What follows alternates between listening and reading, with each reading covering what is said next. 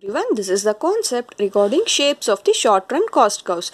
So you know that in the short run we have 7 types of cost, that is total fixed cost, total variable cost, total cost, average fixed cost, average variable cost, short run marginal cost and short run average cost, right? So these are the 7 types of short run cost. Now it's a time to know about the shapes of these short run cost curves. So the first one is total fixed cost. So the total fixed cost, you know the meaning itself, it is always fixed.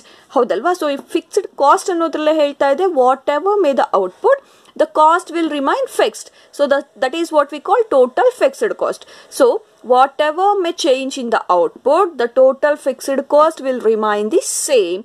So the total fixed cost, it's in a straight line. Okay, horizontal straight line alli ide. Yake output ಎಷ್ಟಾದರೂ ಜಾಸ್ತಿ ಆಗ್ತಾ ಹೋಗ್ತಿರ್ಲಿ, the cost will remain the same ಆಗಿ ಇರುತ್ತೆ. For example, ಈಗ Sahyadri college ಅಂತ ತಗೊಂಡಾಗ the building ಈ ವರ್ಷ ಅಡ್ಮಿಷನ್, ಇವಾಗ ನೀವು ಯಾರೂ ಕಾಲೇಜಿಗೆ ಹೋಗ್ತಿಲ್ಲ, ರೈಟ್? ನಿಮ್ಮ ಮನೆಯಲ್ಲೇ ಕೂತ್ ಕಲಿತಾ ಇದ್ರೆ, ಈವೆನ್ ದೋ ಅಲ್ಲಿ ಬಿಲ್ಡಿಂಗ್ ಮೇಲೆ ಹಾಕಿರುವಂಥ ಕಾಸ್ಟ್ ಎಕ್ಸಿಟ್ ಆಗಿದೆ ಅಲ್ವಾ, ಎಕ್ಸಿಸ್ಟೆನ್ಸ್ ಇದೆ ಅಲ್ವಾ. So because of that the total fixed cost is always fixed. So ನೀವು ನೆಕ್ಸ್ಟ್ ಕಾಲೇಜ್ಗೆ ಅಡ್ಮಿಷನ್ಗೆ ಬರ್ತಿದ್ದೀರಾ ಅಂದಾಗೂ ಅಥವಾ ನೀವು ಬಿಟ್ಟೋದ್ಮೇಲೂ the cost will remain the same ಆಗಿರೋದ್ರಿಂದ the total fixed cost curve, it is always horizontal straight line. Okay, then the next one is TVC, total variable cost. So the total variable cost is in increasing manner. Total variable cost is in increasing manner. Why? As we increase the production of output, the firm needs to employ more and more of the variable inputs. ಜಾಸ್ತಿ output ತಗೋಬೇಕು ಅಂದಾಗ they have to input more and more inputs. Okay, so this results in an increasing the variable cost. Okay, so variable cost ಅಂದ್ರೆ ನಿಮಗೆ ಗೊತ್ತಿದೆ, very ಅಂದಾಗ it will change. ಯಾವುದ್ರ ಜೊತೆಗೆ change ಆಗುತ್ತೆ, it will change with the output. As we increase the output, the variable cost is also increases. For example, you can see here, for example, ಇವಾಗ 5 units of output ಇದೆ ಅಂದಾಗ, so total variable cost may ಇಲ್ಲಿದೆ. So when the output will increases to 10, it will increase. It will increases to output will increases to 15 ಅಂದಾಗ it will increases to 20. So as the output increases, the total variable cost will increases. ಯಾಕೆ ನಾವು factors of ಪ್ರೊಡಕ್ಷನ್ನ engage ಮಾಡ್ಕೊಳ್ತಾ ಹೋಗಬೇಕಾಗತ್ತೆ. As we engage more and more factors of productions, so we have to pay returns to them. Okay, returns ಕೊಟ್ಟಾಗ ನಿಮಗೆ ಗೊತ್ತಿರಲಿ, ಒಬ್ಬರ income ಇನ್ನೊಬ್ಬರಿಗೆ expenditure ಆಗಿರುತ್ತೆ. ಫಾರ್ ಎಕ್ಸಾಂಪಲ್, ಈಗ ನಾನು I am a employee of Sahyadri college, right? So ನನಗೆ ಅವ್ರು ಏನು ಮಂತ್ಲಿ ರಿವಾರ್ಡ್ಸ್ ಕೊಡ್ತಿದ್ದಾರೆ ಅಥವಾ ಸ್ಯಾಲ್ರಿ ಕೊಡ್ತಿದ್ದಾರೆ, it's on expenditure to the company or institution, right? So it's an expenditure to the institution, but it's an income to me. ಹೌದಾ? ಅಂದರೆ ನಿಮ್ಮ ವಿಷಯಕ್ಕೆ ಬಂದಾಗ, what you're paying admission to the college, admission fee ಏನು pay ಮಾಡ್ತಿದ್ದೀರಾ, that admission fee it's an expenditure to, ನಿಮ್ಮ ಖರ್ಚು ಅಂತ ಕನ್ಸಿಡರ್ ಮಾಡ್ತೀರಾ ನೀವು, but the institution will consider it's an returns to them. ಹೌದಲ್ವಾ? So as we increase the total, as we increase the output, the variable cost will be increases. Okay, so then the total cost situation, you know, how we've obtained the total cost. When we add this TFC and TVC, we will get TC. TFC and TVC ನ add ಮಾಡಿದಾಗ TC obtain ಆಗುತ್ತೆ ಅಂತ ನಿಮಗೆ ಗೊತ್ತಾಗಿದೆ, ಹೌದಲ್ವಾ? So the shape of TC it is in also increasing manner.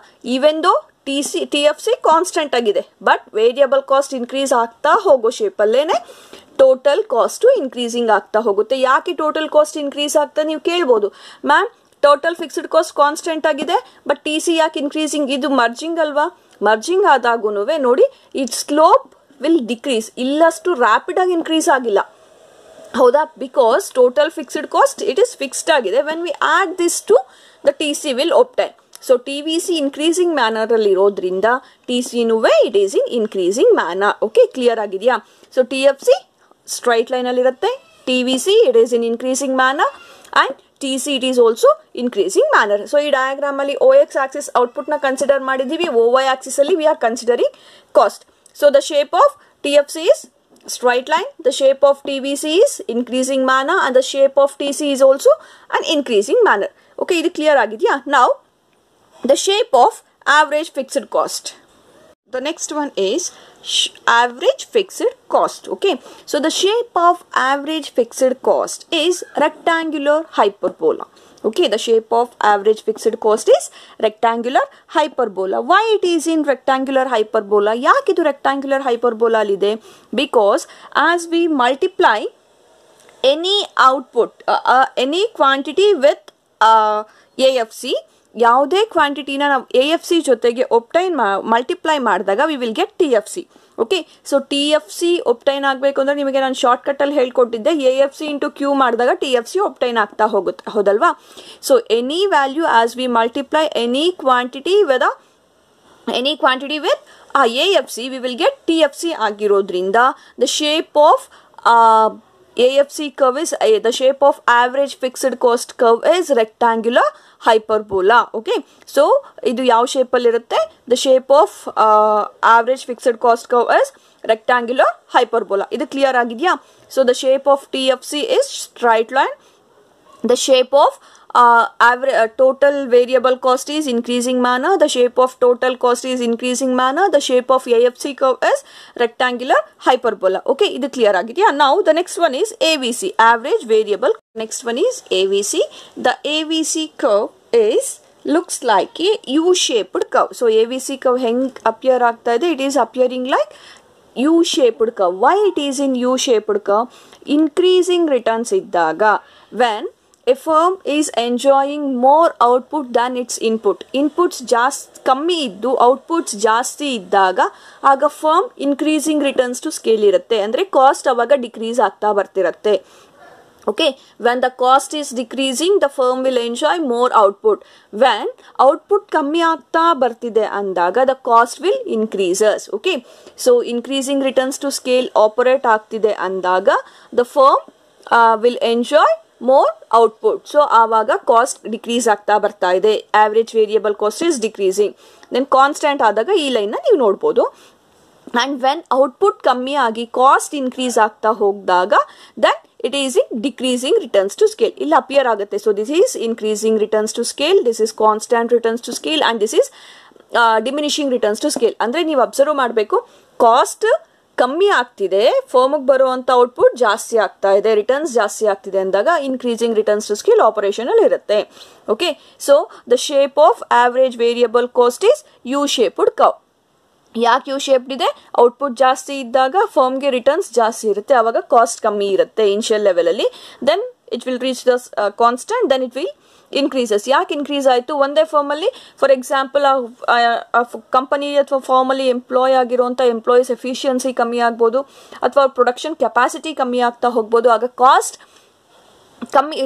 ಜಾಸ್ತಿ ಆಗುತ್ತೆ. Cost ಜಾಸ್ತಿ ಆದಾಗ ಫರ್ಮ್ಗೆ ರಿಟರ್ನ್ಸ್ ಕಮ್ಮಿ ಸಿಗ್ತಾ ಹೋಗ್ತಾ ಇರುತ್ತೆ. ಓಕೆ, ಇದು ಕ್ಲಿಯರ್ ಆಗಿದೆಯಾ? So the shape of average variable cost is U shaped curve. Okay, now the next one is short run marginal cost, short run average cost. Okay, so let me see that now. Short run marginal cost, short run average cost, and average variable cost. You know already that average variable cost curve is an U-shaped curve alli irutte anta. Okay, now the SMC curve. The SMC curve is also, it's an U-shaped curve ಅಂತಾನೆ ಹೇಳ್ತೀವಿ. SMC curve is also U-shaped curve. ಇದು broad ಆಗಿ ತಗೊಂಡು ಹೋದಾಗ ಇದು of diagram ನಾನು consider ಮಾಡಿದ್ದೀನಿ ನೋಡಿ.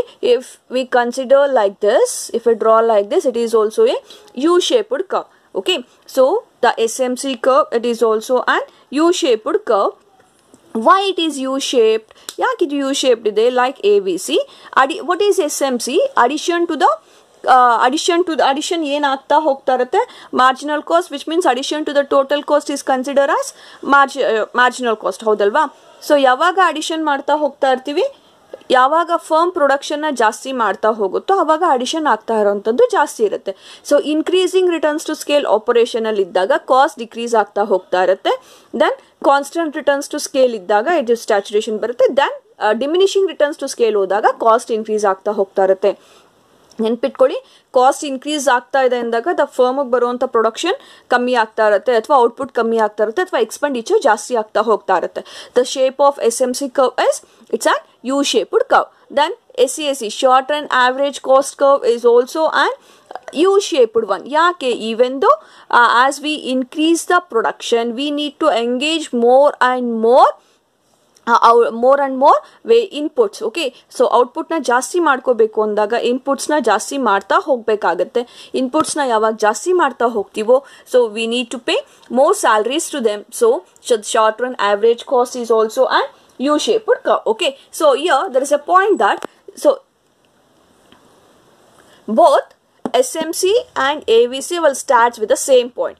Observe ಮಾಡಿ, SMC and AVC ಅಂದ್ರೆ ಒಂದೇ ಅಂದ್ರೆ ಔಟ್ಪುಟ್ ಒಂದು Q1 ಇದ್ದಾಗೆ ಶುರು ಮಾಡ್ತಾ ಹೋಗ್ತಾ ಇದೀವಿ ಅಂತ ಕನ್ಸಿಡರ್ ಮಾಡ್ಕೊಳ್ಳಿ. ಔಟ್ಪುಟ್ Q0 ಅಥವಾ Q1 ಇದೆ ಅಂತ ಕನ್ಸಿಡರ್ ಮಾಡ್ಕೊಳ್ಳಿ. Both starts with the same point. For the first unit of output, SMC and AVC are the same.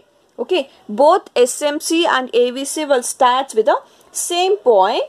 Okay, then as output increases, output ಜಾಸ್ತಿ ಆಗ್ತಾ ಹೋಗ್ತಿದ್ದಂಗೆ SMC curve will fall, AVC also falls. SMC ಮತ್ತೆ AVC ಎರಡೂ decrease ಆಗ್ತಾ ಹೋಗುತ್ತೆ ಯಾವಾಗ output ಜಾಸ್ತಿ ಆಗ್ತಾ ಹೋಗುತ್ತೋ ಆಗ. after a certain point SMC starts to rise. after certain point ಅಂತ ಹೇಳ್ತಿದ್ದೀನಲ್ವಾ, this is what that certain point.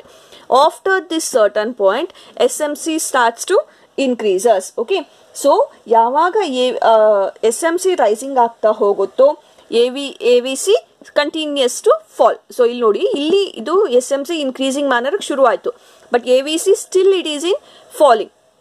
Okay, when the SMC curve starts to rapidly increasing, ಯಾವಾಗ SMC curve continuous ಆಗಿ increasing ಆಗ್ತಾ ಹೋಗುತ್ತೋ the value of the AVC start to rise. So ಇಲ್ಲಿ continuous ಆಗಿ ನೋಡಿ, ಈ peak ಆದಮೇಲೆ ಈ ಪೀಕ್ ಪಾಯಿಂಟ್ ಅಂತ ಏನು ಕನ್ಸಿಡರ್ ಮಾಡ್ತೀವಿ, ಇಲ್ಲಿ ಇಂಟರ್ಸೆಕ್ಷನ್ ಪಾಯಿಂಟ್ ಅಂತ, ಇಂಟರ್ಸೆಕ್ಷನ್ ಪಾಯಿಂಟ್ ಆದಮೇಲೆ AVC is also rising. Okay, when the SMC is rising sufficient ಆಗಿ SMC ರೈಸ್ ಆಗ್ತಾ ಹೋಗ್ತಿದ್ದಾಗೆ AVC will also start to rise. Okay, so ಇಲ್ಲಿ ನಿಮಗೆ ನೆನ್ಪಿಟ್ಕೋಬೇಕಾಗಿರೋದು, when first point SMC and AVC will start with the same point. Okay, as the output increases, the SMC curve is falling.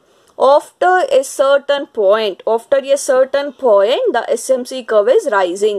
Okay, after a certain point the SMC curve is rising. SMC curve rise ಆಗ್ತಾ ಹೋಗುತ್ತೆ. when it's sufficiently rising, ಇಲ್ಲಿವರೆಗೂ slope ತುಂಬಾ ಕಮ್ಮಿ ಇದೆ, then here onwards the slope is increasing much. So after reaching a certain point the SMC will start to increase rapidly. ಇಲ್ಲಿಗೆ rapid ಆಗಿ increase ಆಗ್ತಾ ಹೋಗ್ತಾ ಇದೆ. when the SMC increase ಆಗಕ್ಕೆ ಶುರು ಆದಾಗೂ AVC still it's falling. Okay, average variable cost still falling ಅಲ್ಲೇ ಇದೆ. when the SMC is rising sufficiently, the AVC curve is also starts to increase. Okay, so ಇಲ್ಲಿ ನೀವು ನೆನ್ಪಿಟ್ಕೋಬೇಕಾಗಿರೋದು, the shape of TFC is straight line. Okay, the shape of TFC is straight line. The shape of TVC, it is in increasing manner. TC also increasing manner. ಆಮೇಲೆ AFC, it is in rectangular hyperbola. Then SMC it is an U-shaped. SAC also U-shaped. Then AVC it is also U-shaped curve ಅಲ್ಲಿ ಇರುತ್ತೆ. Okay, ಇದು clear ಆಗಿದೆಯಾ? So these are the short run variable, short run cost. Okay, now in the next video I am going to upload the long run cost. Okay, so this is the concept regarding short run cost. Okay, so ee concept na they may ask for 2 marks, that is list the short run cost anta 2 marks keltare, and explain the short run cost he may ask for 6 marks. Okay, 2 marks ಅಲ್ಲಾದರೂ ಬರ್ಬೋದು ಅಥವಾ 6 marks ಅಲ್ಲಿ ಕೇಳಿದಾಗ with detail ಆಗಿ explain ಮಾಡ್ತಾ ಹೋಗಬೇಕಾಗುತ್ತೆ. Is it clear? And the sum ಮಾಡಿಸಿದ್ದೆ ನಾನು last ವಿಡಿಯೋಲಿ. Even that sum is also for 6 marks. Either you may ask the sum or the diagram. Okay, so ಆ 2 marks ಅಲ್ಲಿ list the short run cost ಅಂತ ಕೇಳ್ಬೋದು. ಓಕೆನಾ? Thank you.